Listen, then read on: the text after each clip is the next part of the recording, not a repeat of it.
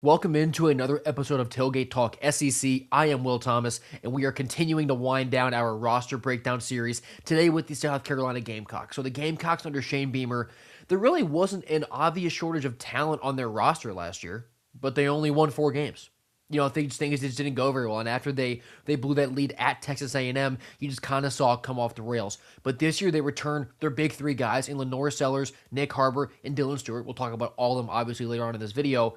And around them, I think the roster's a little bit better because now you have supplemental names on this roster who can also go out there and get their own. So I do believe that Carolina roster-wise is more set up to go win more games this year than just 4. But we'll see how that really plays out once we get on the football field. But going straight into it, their quarterback needs no introduction. Lenore Sellers, the absolute stud, 6'4", 240 as a redshirt junior, obviously started all 12 games last year, had just under a 61% completion rate, which is not great. Threw for over 2,400 yards, had 13 touchdowns and 8 picks, but also ran the ball for 270 yards and 5 scores on the ground. If he can develop his arm just a little bit, be a little more consistent, and continue to be a healthy, dominant running threat, Sellers is one of the most unstoppable players, period, in the SEC. And then behind him is Cutter Woods, who is a 6'3", 215 redshirt freshman who saw limited action last year, obviously as Sellers' backup, was 8 of 11 passing for 69 yards. And then moving to the running back room, could be a turnover here, but Matt Fuller is back. He is a 5'11", 218-pound redshirt sophomore, played in 10 games last year, had 3 starts, carried the ball 72 times for 260 yards and 2 scores. And then behind him is a Texas transfer in Christian Clark, who is 5'11", 210 as a redshirt sophomore, carried the ball 55 times for over 200 yards and 2 scores last year with the Longhorns. And they also have Jawarn Howell in that running back room as well. 6'1", 225 as a redshirt junior. Played in 5, started 3 last year. Was 14 carries for 80 yards. So almost 6 yards per carry on that. So he was good in his limited action. But that running back room, not the most proven group of running backs, but if they can just be a consistent stable to complement what could be a good passing game for Carolina, they'll be plenty good. And moving on to those receivers, the room is obviously headlined by the stud Nick Harbor. 6'5", 242 as a senior, started all 11 games that he played in last year, had 30 grabs for over 600 yards and 6 touchdowns. Over 20 yards per catch is very good, and you see his track speed on display when he gets the ball in open field. He has a frame big enough to body any corner, but we saw it a little bit last year, and this is kind of how I was prefacing his season in 2025 too. We know he's a great athlete, but he needs to evolve past that stage of being a great athlete playing receiver and just become a great receiver. We saw some of that last year, but there is still room for him to improve this fall, and I hope that we do see it this year. He is complimented by a Purdue transfer in Nitro Tuggle, who is 6'1", 195 as a junior. He's coming over from Purdue. Played all 12 games, started 11 last year for the Boilermakers, 34 catches, 500 yards, and 4 scores, and he was previously at Georgia as well, so he does have SEC experience. And receiver 3 in that room is a returner in Mazeo Bennett Jr., who is 5'10", 185 as a junior, played in 11 games, got 3 starts, had 10 grabs for 62 yards last year. The other 3 guys in that receiver room to look out for, Donovan Murph is a 6'2" sophomore who played in 12 games last year, had 4 starts as one of the youngest players in the sport. Had 14 catches for almost 200 yards and a touchdown. Then Jaden Sellers, Lenore's younger brother, is 5'11", 185 as a sophomore. He played in 7, got 2 starts last year, had 23 grabs for over 300 yards and a score. And then Jaden Gibson, the Oklahoma transfer, who has not played a snap since 2023 due to injuries, but he is 6'5", 200 pounds as a redshirt senior. He has an awesome size and speed combo. In his last healthy year, he had almost 27 yards per catch. He's kind of like Nick Harbor light a little bit, just a little bit less weight on him. If Gibson can be healthy and effective, him and Nick Harbor will be an elite duo. So we'll see how Jaden Gibson progresses through spring. He has been out there running routes, and we'll see what he looks like in the fall. At tight end, Brady Hunt is coming back. He's a 6'5", 251-pound graduate student, played in all 12 games and got 7 starts last year with 21 grabs for just under 200 yards last year. And Mike Tyler is also in that room at 6'4", 345. He's a sophomore who played in 11 games last year, but mostly on special teams. Moving on to Carolina's offensive line. They have Cedric Surratt Jr., who is a 6'4", 325-pound sophomore, played in 10 games last year, got 9 starts as a freshman, had 6 starts at left guard and 3 at right tackle. So he's a really versatile piece that you can put anywhere. Moving inside a bit, Hank Purvis comes over from Purdue. He is 6'5", 330 as a junior. Played in 10, got 6 starts, had almost 500 snaps combined at both guard spots last year for the Boilermakers. Then Carter Miller is a UCF transfer at center. He is 6'2", 311 as a redshirt senior. Started all 9 games for the Knights there at center before an injury cut his season short.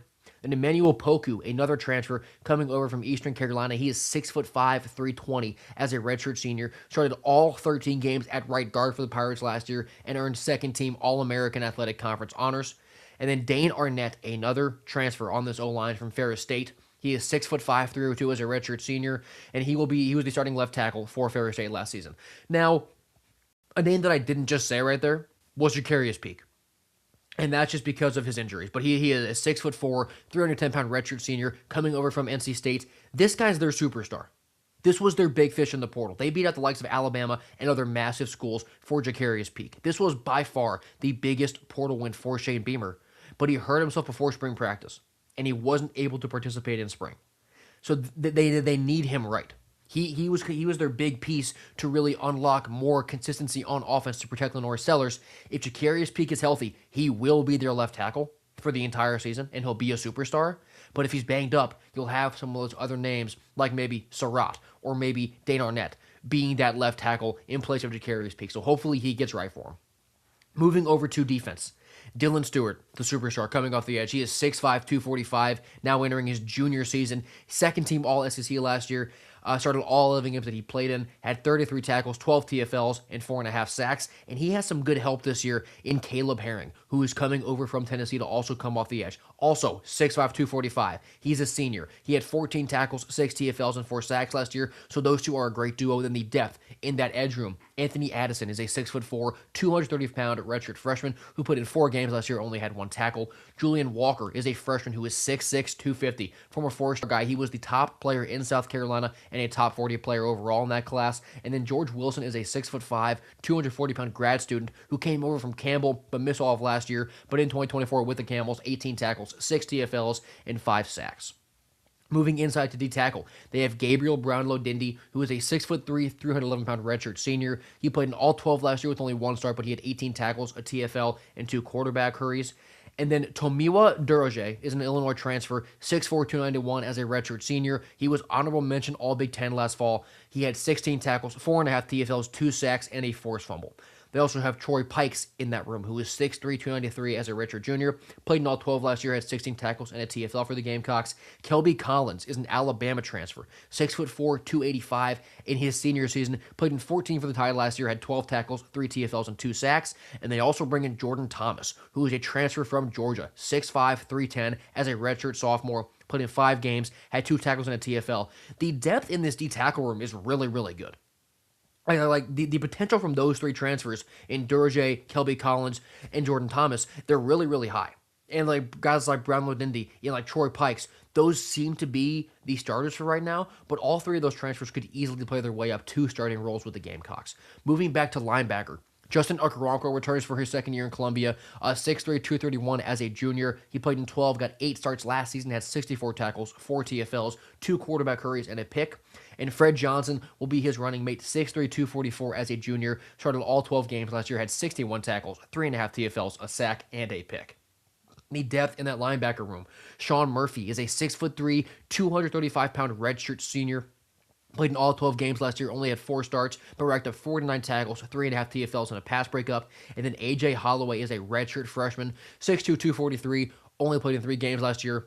Depth piece, but he'll look to expand on that role this fall. Moving back to the DBs, Vakari Swain is coming back. He is 6', 194 as a redshirt junior. He played in all 12 games last year. He was all SEC as a returner, but he was also pretty damn good out there shutting down the passing game. 28 tackles, had a sack as well, 2 picks, 2 forced fumbles, and 5 pass breakups. And on the other side of the field will be Judge Collier, 6'2", 206 pounds as a senior. Started 8 of the 9 games that he could play in last year. Had 28 tackles, a TFL, and a pass breakup. The depth in that cornerback room. Quashid Scott is coming over from Kentucky this fall. 5'11", 200 pounds as a junior. Started all 12 games for the Wildcats. Had 39 tackles, 1.5 TFLs, a pick, and 4 pass breakups. DeMarcus Leach is back in that room. 6'3", 199 as a sophomore. He played in 7 games last year as a freshman, had 4 tackles. And then Koski Barnes is a 6'2", 206-pound true freshman who was a 4-star in last year's class and a top 15 corner in the 2026 cycle. Moving back to safety, Peyton Williams is a 6 foot, 210-pound redshirt senior. Started all 12 games last year for the Cox. Had 50 tackles, 1.5 TFLs, a sack, 2 picks, 2 pass breakups, and a forced fumble. So ultra productive back there. And Kendall Daniels is a 6'4", 218-pound sophomore who played in 9 games last year, mostly on special teams, but he'll really expand that role this fall. Also in that room, David Boosie, 6', 211-pound junior, played in 12 games last year, had 1 start, got 14 tackles, and he blocked a punt last fall. And then Jazavian Currents is a 6'4", 210-pound freshman who was the second top player out of South Carolina this fall and is the top 10 safety in that 2026 cycle as well. And then at kicker, they ported in Upton Bellenfant, who is a 6', 185-pound redshirt senior coming over from Texas Tech. He was 6 of 6 on field goals last year, wasn't their primary guy, but was 14 of 16 on extra points as well. So a decent, reliable leg coming in there to kick for Shane Beamer's Gamecocks. And that's the outlook for Carolina this fall. So a lot of their offense does, in my mind, depend on Jacarius Peak coming back. Because, I mean, all due respect to Dana Arnett, Surratt, the other guys who will play tackle for him if he's out, the fall off is huge from Jacarius Peak, truthfully, to anybody else. So if Peak can be there, guarding Sellers' blind side, Lenore Sellers with time in the pocket is terrifying because he's good on his feet. He's good improvising. He's very hard to bring down.